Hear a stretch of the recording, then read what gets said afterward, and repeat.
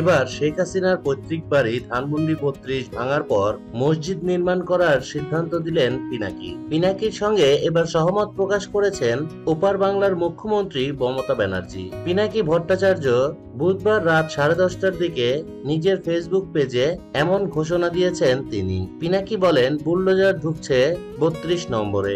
নির্মাণ শ্রমিক ভাইয়েরা আসুন, যে যেখানে আছেন চলে আসুন। কাজ শেষ হলে একটা বেড়া দিবেন, একটা সাইনবোর্ড লাগাবেন, সেখানে 5ই আগস্ট 2024 শহীদদের স্মৃতিতে মসজিদ নির্মাণ হবে। আলেমদের সাহায্য নিবেন কিভাবে মসজিদ নির্মাণ করা হবে। ইনকিলাব জিন্দাবাদ। এমনই একটি স্ট্যাটাসের পর উত্তাল হয়ে গিয়েছিল ধানমন্ডির ৩২। অবশেষে ভেঙে ফেলা হয়েছে শেখ হাসিনার পৈতৃক নিবাস। এতে বাংলাদেশের পরিস্থিতি এখন উত্তাল।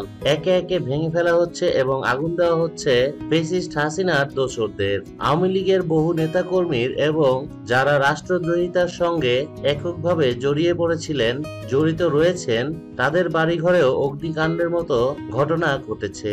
এর মধ্যে বাদ যায়নি কথা সাহিত্যিক হুমায়ুন আহমেদের স্ত্রী শাওন আহমেদের নামও। তিনিও গ্রেফতার হয়েছেন।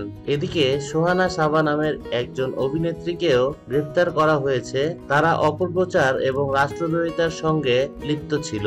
এর আগে গণ অভ্যুত্থানে ক্ষমতাচ্যুতের পর ভারতে পালিয়ে গিয়েছে শেখ হাসিনা। শেখ হাসিনার অনলাইন ভাষণের ঘোষণায় উত্তেজিত ছাত্র জনতা রাজধানীর ধানমন্ডির ৩২ নম্বর বাড়িতে ব্যাপক ভাঙচুর ও অগ্নিসংযোগ করে। বুধবার রাত 8টার দিকে এই ভাঙচুর শুরু হয়। সেখানে ছাত্র জনতাকে হাসিনা বিরোধী স্লোগান দিতে দেখা গিয়েছে।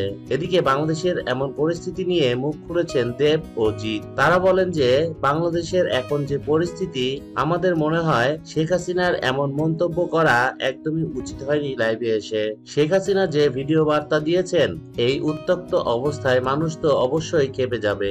আর এই কারণেই শেখ মুজিবুরের বাড়ি ধানমন্ডি ৩২ নাম্বার গুড়িয়ে দেওয়া হয়েছে। এদিকে তারা আরো বলেন, এখনো কেন বাংলাদেশের সাবেক প্রধানমন্ত্রী শেখ হাসিনা তিনি এখনো ভারতেই রয়েছেন।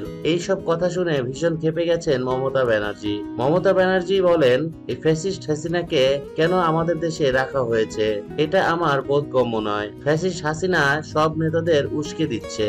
মমতা ব্যানার্জির দাবি, হাসিনাকে খুব দ্রুত বাংলাদেশে পাঠিয়ে দিতে হবে, এমনটাই দাবি করে মোদিকে চিঠি লিখলেন। ভিডিওটি ভালো লাগলে লাইক করবেন, কমেন্ট করবেন আর বেশি বেশি শেয়ার করবেন। আর হ্যাঁ, সাবস্ক্রাইব করে বেল আইকনে চাপ দিতে ভুলবেন না। ধন্যবাদ।